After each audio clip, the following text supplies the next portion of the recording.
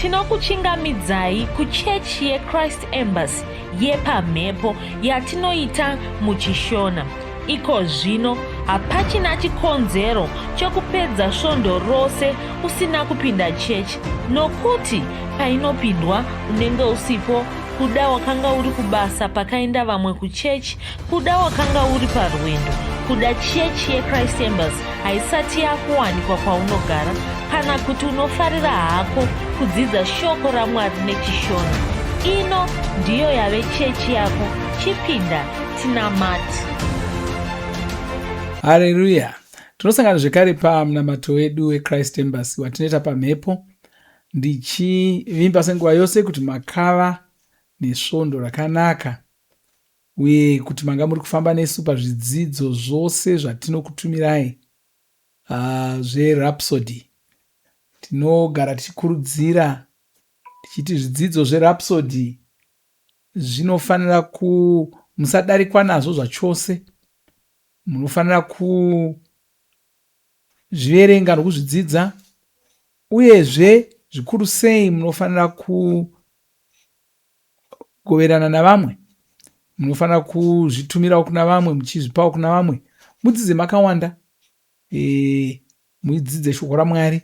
Unenge uri kutoparidza, unenge uri kutobatsirawo vamwe vanhu. Munhu anenge achitonetseka achitambura, womutumira shoko iroro robva ratomubatsira, robva ratomuyambusa pane zvanga zvichimunetsa. Saka zvakakosha izvozvo.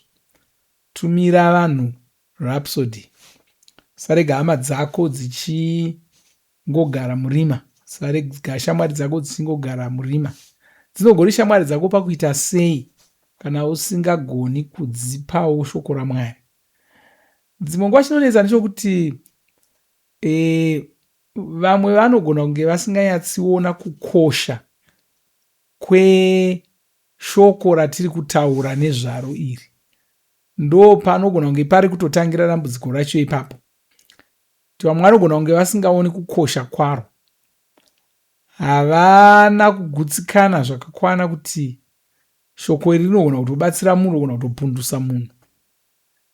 Vanenge vachiri kungoona sekuti harisi kunyatsoita chaizvo chaizvo zvavanotarisira muupenyu hwomunhu. Ndosaka zvakanaka kuti ushandise shoko raMwari pakurarama kwako, nokuti ukasashandisa shoko raMwari pakurarama kwako hauzombooni kushanda kwaro muupenyu hwako.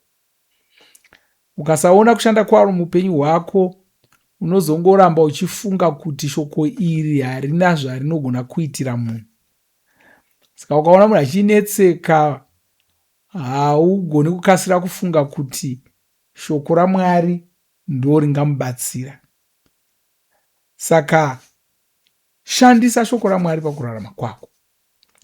Ugutsikane kuti shoko iri rinogona kumubatsira. Ndozvo zvakaita Pauro. Pauro anoenda kuvaRoma. Tikaverenga muvaRoma yekutanga ndima ye13 tichiinda ndima ye11, anoti ndinoda kuuya kwamuri imi vaRoma, ndinoda kuparidzirai shoko roruponeso. Zvikanzi shoko iri handirityiri, nokuti isimba raMwari.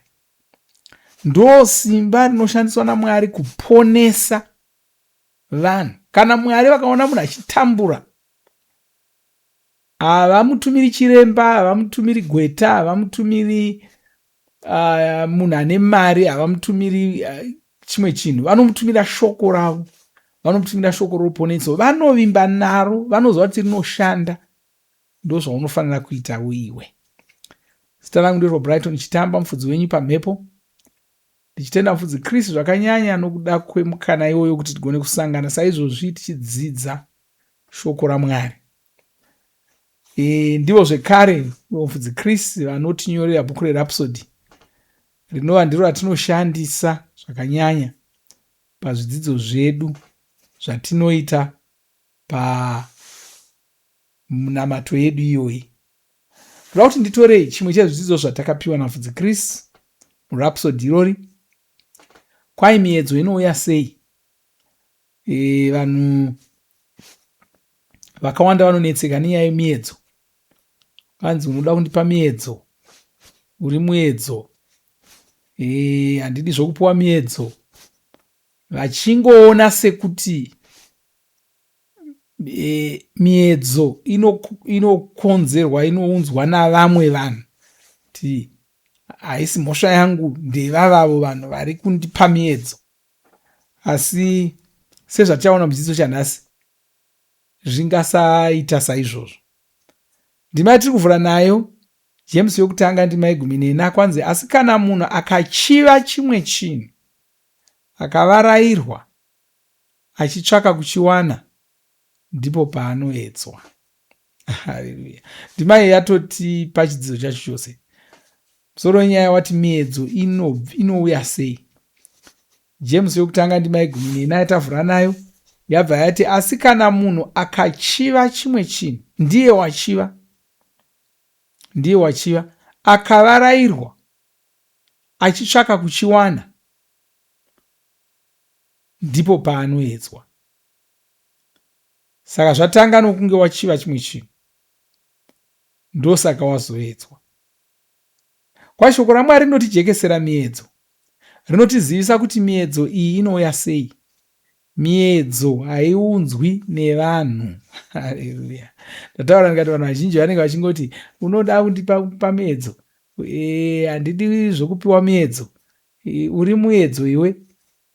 Kwai miedzo haiunzwi nevanhu, inobva mumwoyo mako.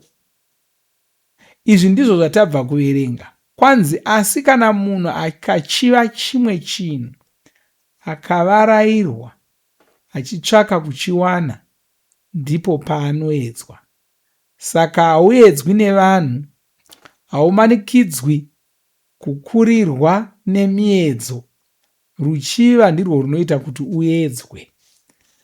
Zvinotangira paruchiva rwako, kuchiva zvinhu, kuchiva vanhu, kuchiva zvinhu. Zvese izvozvo ndo zvinokupinza mumiedzo izvozvo. Kureva kuti zviri mumwoyo mako ndizvo zvinokuedza. Saka mwoyo wako ungava unochiva chimwe chinhu, chinhu ichocho ndicho chinokuedza. Saka vanhu vangakurirwa nemiedzo, vanenge vasina wavamanikidza, vanenge vatogara vachichiva chinhu chacho. Haleluya. Kwai unenge wagara uchichiva chinhu chacho, ndosaka wazoedzwa. Ngatimbotora semari. Kuna vamwe vanoti vakasiya mari pachena, ndikapiwa miedzo wokuti nditore mari iya. Haleluya. Aiwa, nyaya ndeyokuti iwo wagara unoda mari. Dendo ranga riri bepa rausinei naro, waizoedzwa kuritorai, waimanikidzwa kuritorai, wanga usingamboritori nemhakei, nokuti harimo mwoyo mako, haurikoshesi, hauri chivi, haushuvi kuva naro. Saka hapana pauchanzwa kumanikidzwa kuti utore bepa iroro. Mari yagara irimo mwoyo mako, unoichiva, unogara uchishuvira kuti ndikawana mari yakati ndichafara zvokuti, ndikangosangana nemari mukufamba kudai, kana ndikangononga mari, ndo zvawanga uchifunga. Saka pawazosangana nayo, kunyange wanga uchiziva kuti ndeyani, asi nemhaka kuti muridzi wayo wanga akafuratira, wabva wangoitora. Haleluya. Zvafanana zvekare nevanhu vanoti vanoedzwa nenyaya yeupombwe. Inyaya yokuti wagara uchida upombwe hwacho ihwo, hwahutori mumwoyo mako. Deno hwanga husiri, hawaedzwa ukakurirwa nomuedzo iwoyo. Asi ngaitiende mberi. Kwai Bhaibheri rinotitsanangurira zvinoitika chaizvo. Tinozviverenga muna James yokutanga ndima 14 kusvika 15. Inoti, asi kana munhu akachiva chimwe chinhu akavarayirwa achitsvaka kuchiwana, ndipo paanoedzwa. Akazokurirwa neruchiva urwu, ndipo paanozopedzisira atadza. Kutadza uku ndiko kunounza rufu. Kwanzi akachiva chinhu, ndo paanoedzwa. Akakurirwa neruchiva rwuya, ndo paanopedzisira atadza. Kutadza ikoku ndo kunomunzira rufu. Saka munhu anotanga nekuchiva chinhu, oisa mwoyo wake pachiri, oruka mazano ekuchiwana, obva azochitora. Saka kutora hakusiko kunotanga, mwoyo wake ndiwo unotanga. Haleluya! Mwoyo wake ndiwo unotanga. Wachida chinhu ichocho, kavata akasunura achitsvaka kuti ndochiwana sei. Akazi mwoyo wake ukange uri pachinhu ichocho, achitsvaka kuti uchiwana sei. Paazosangana nacho, akaona sokuti ndomuna kunge uchitora zvikarova, ndo paazochitora ipapo. Haleluya! Kwai ndiko kusaka uchifanira kungwarira mwoyo wako, unofanira kushingaira kurinda mwoyo wako. Mumwoyo umu ndimo munobuda upenyu. Izvi ndizvo zvatinoziviswa muna zvirevo 4:23. Saka ngwarira zvinhu zvaunoisa mwoyo wako pazviri. Ngwarira zvinhu zvaunoisa mwoyo wako pazviri. Vakawanda vanotsvaka kunzvenga miedzo, saka vane zvinhu zvavanogarira kure nazvo. Izvozvo zvingabatsira hazvo, asi mwoyo wako ndiwo wakanyanya kukosha.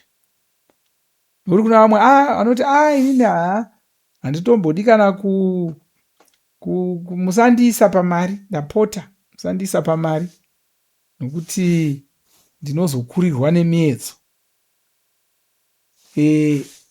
Hongu, zvingakubetsera zvishoma kugarira kure nemari, asi kana chete mari iyoyo mwoyo wako uchingori pairi, uchaitsvakira mazano. Iyoyo yawati ngaigarire kure neni, uchaitevera kwairi ikoko ukanoinyurura, uchaitora chete.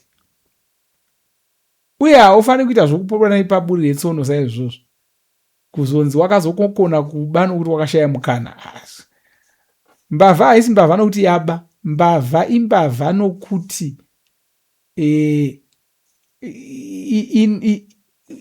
inoba, chero isati yaba inongori mbavha. Mona Jesu vakazotaura pamusoro pochiva, vakati peupombwe, vakati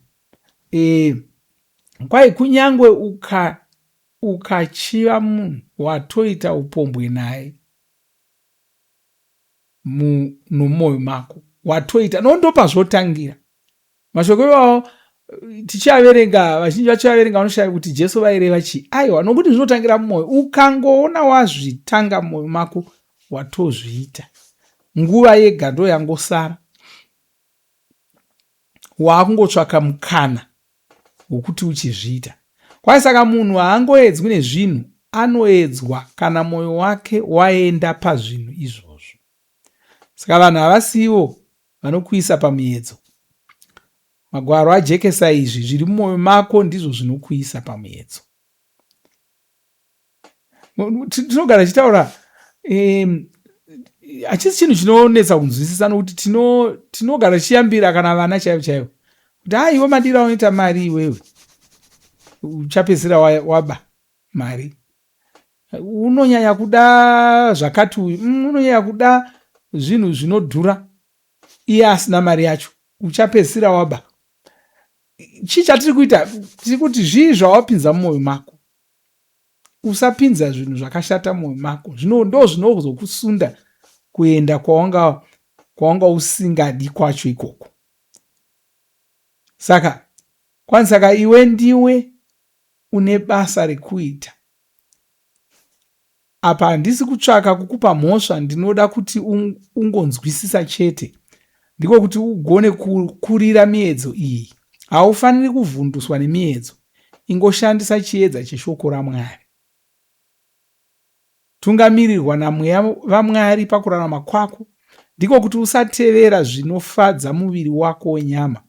Izvi ndizvo zvatinoziviswa muna vaGaratia 5:13. Inoti, saka ndinoti, raramai muchiziva kuti muri mweya, ndiko kuti musaita zvishuvo zvemiviri yenyu yenyama. Haleluya! Saka usangotevera muviri wako wenyama. usaurega uchikutungamirira pakurarama kwako.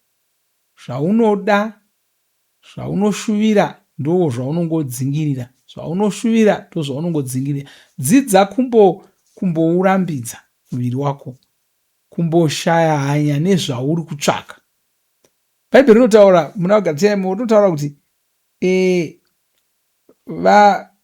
zvinodiwa nemweya, zvinodiwa nenyama zvinopesana nezvinodiwa nemweya nguva dzose. Zvinodiwa nemweyawo zvichipesana nezvinodiwa nenyama. Saka unofanira kungwarira zvinhu zvinodiwa nenyama, uchirangarira kuti zvinhu zvinodiwa nenyama izvi kazhinji kacho zvinopesana nezvinodiwa nemweya. Bhaibheri ratotudza kuti zvinotopesana nezvinodiwa nemweya. Haleluya. Saka ndo panotangira miedzo. Chii chauri kuisa moyo wako pachiri? Zvii zvinhu zvaunonyanya kushuvira muupenyu hwako? Bvisa pfungwa dzako nemwoyo wako kubva pazvinhu zvenyika ino. Bvisa. Ukagara pfungwa dzako dziri pazvinhu izvozvo, ndo paunopiwa miedzo ipapo. Haleluya. Muna kuna vamwe vanoda kana nhabvu chaiyo, mutambo wenhabvu chaiyo. Kuna vamwe vano mwoyo wavo wakaperera panhabvu zvokuti kana chikwata chake chiricho chinotamba uri musi wesvondo, ungatoita seacharegera kuenda kunonamata navamwe. Chii? Waisa mwoyo wake pazvinhu zvenyika ino, wanyanya kuisa mwoyo wake pachinhu ichocho. Zvino angotsvaka mikana yokuwana chinhu ichocho. Akanzwa kuti chikwata chake chiri kutamba chiri kwakati, unoda kuenda ikoko. Bvisa pfungwa dzako, bvisa mwoyo wako kubva pazvinhu zvenyika ino. Kana zviri zvemitambo, kana zviri zvechii, mwoyo wako ngausaperera pazviri. Hongu ukazviwanirawo nguva rimwe zuvawo unogona kungozvitandadzawo uchiona kana uchiteerera kana uchidii. Asi kuperera nomwoyo wose izvozvo aiwa zvinokukanganisa. Nokuti tati kwai ngwarira zvinhu zvinopinda mumwoyo mako. Ngwarira zvinhu zvinopinda mumwoyo mako. Ngatinamate. Namata mashure mangu, tevedzera mashure mangu, iti Baba vandinoda, ndinokutendai. Shoko renyu rine chiedza. Chiedza ichi chinondibatsira kunzwisisa zvinhu. Handitungamirirwi neruchiva, ndinorarama mumweya. Kururama kuchionekwa pandiri. Zvinhu zvenyika ino hazvikanganisi mafungiro angu. Muzita raJesu. Amen. Haleluya. Dauti tingonamata. Titenda Mwari musoro peshoko iro ratadzidza. Waakunzwisisa musoro pemiedzo. Waakunzwisisawo kuti miedzo iyi ungaikurira sei. Ngaitinamate titenda Mwari. Baba ndinokutendai. Baleso drak ya malabronda. Libra kante ziletre mejiga baya ziga bronca baya ziga balistraka baya ziga balopra grante. O bale braga bazote bale braga diosia bale braga makopia bale braga. Rinokutenda nokweshoko renyu. Rinondikundisa, rinondipa upenyu hwakanaka, rinondibatsira. Ndokutenda ndokurumbidzai, ndichinyengeterera muno muwandamata naye, ndichitaura maropafadzo pamusoro poupenyu hwake. Pamusoro pemhuri yake ndinorayira kuti mhuri yake muve norugare. Muupenyu hwake muve norugare. Muviri wake wenyama muve norugare. Satani ndinokurayira, bvisa ruoko rwako kubva pamusoro pake. Bvisa ruoko rwako kubva paari. Muviri wake wenyama ndinokudzingira kure. Bvisa ruoko rwako kubva pamhuri yake. Ndodzinga mweya yose inoda kukanganisa mhuri yako, inoda kukanganisa magariro emhuri yako. Ndinodzingira mweya iyoyo kure. Ndinomira saJesu ndichirayira kuti ibude mumba mako, ibude mhuri yako, ibude zvachose. Mhuri yako ngamuve norugare, nyama yako ngamuve norugare. Ndorayira marwadzo ese, zvirwere, mira saJesu ndichizvirayira kuti zvibude mumwiri mako. Baba ndinokutendai, ndikukudzai pamberi kwamuri. Amen. Haleluya. Zvakanaka. Asati apedza toda kuti timbowana nguva yekuimbira Mwari chivarumbidza chivanamata. Kana wanga usati wazvarwa kechipiri toda kuti urambe uri ipapo tozonamata newe chikubatsira kuti ugamuchire Jesu saishe namuponesi wako. Tichizopedzisa hedu mushure maizvozvo. Mwari vakuropafadzei. Ngatisangane zvekare musvondo unouya. Amen. Unoziva pandinorara nepandinomuka, ndimi munoziva nzira dzangu dzose, munoziva upenyu hwangu, ndimi nzira yangu. Unonzvera moyo wangu, unondiziva chose,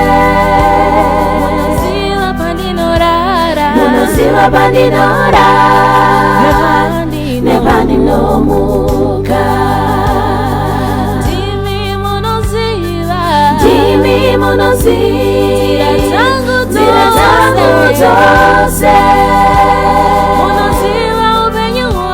munoziva upenyu hwangu, ndimi nzira yangu.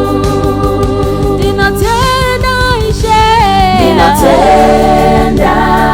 Ishe unondikoshesa, ndinotenda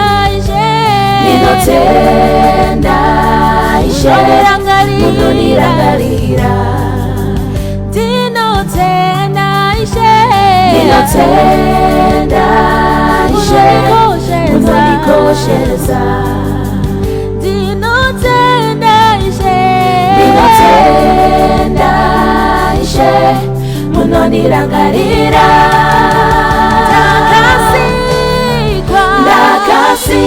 Ndakasikwa nemufananidzo wenyu, ndinoraramira kukufadzai. Ndakasikwa nemufananidzo wenyu, ndinoraramira kukufadzai.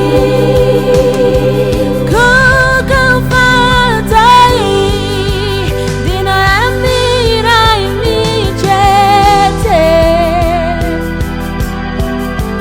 ndakasikwa kukufadzai.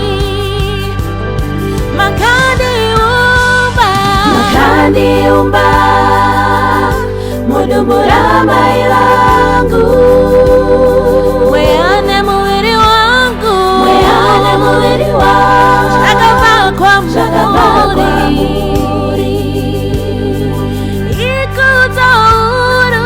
Ikudzo kudanwa nezita renyu,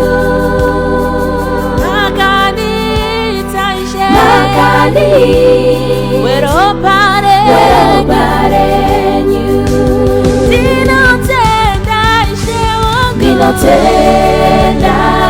Ishe unondikoshesa, ndinotenda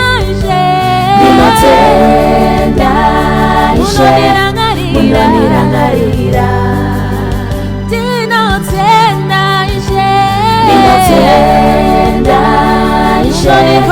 unondikoshesa, ndinotenda Ishe unondirangarira. Ndakasikwa nemufananidzo wenyu, ndinoraramira kukufadzai. Ndakasikwa nemufananidzo wenyu, ndinoraramira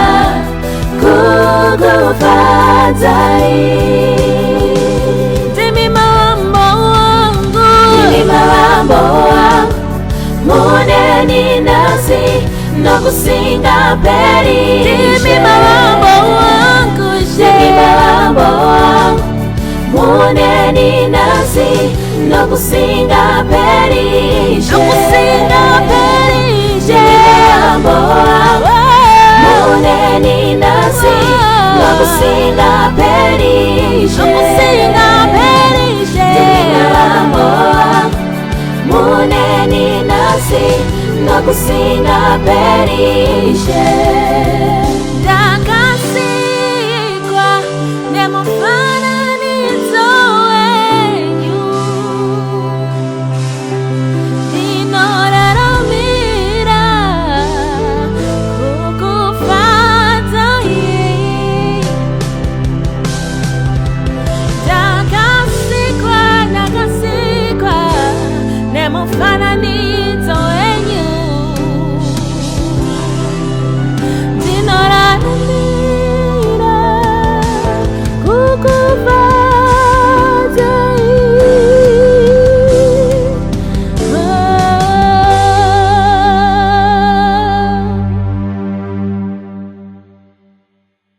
tinovimba makomborerwa nemunamato wesvondo rino. Kana manga musati mazvarwa patsva, namatai mumashure mangu, muchidudza, muchirevesa, taurai muchiti, Mwari vari kudenga, ndinouya kwamuri, ndinokoka Jesu kuti vapinde mumwoyo mangu. Ndinokumbira kuti Jesu vatonge upenyu hwangu.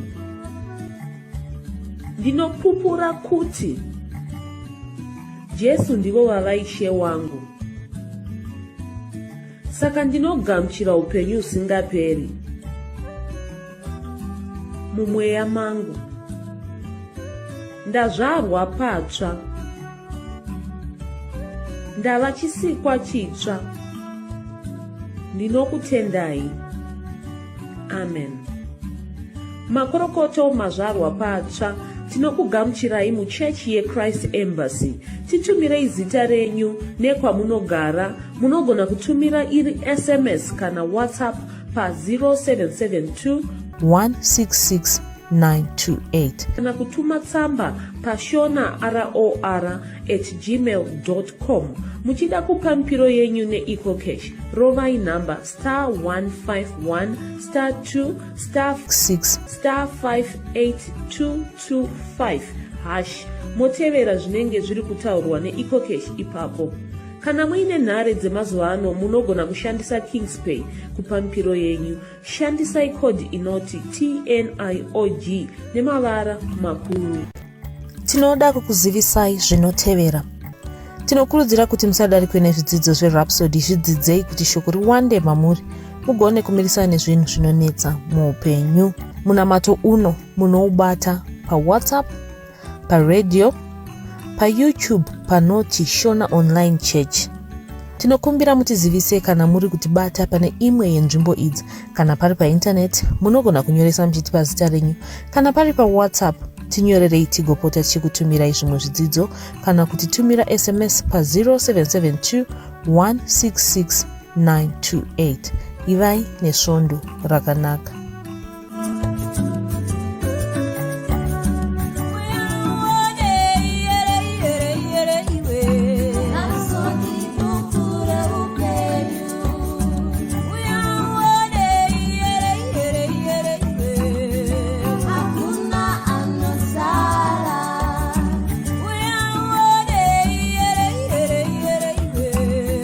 So deep.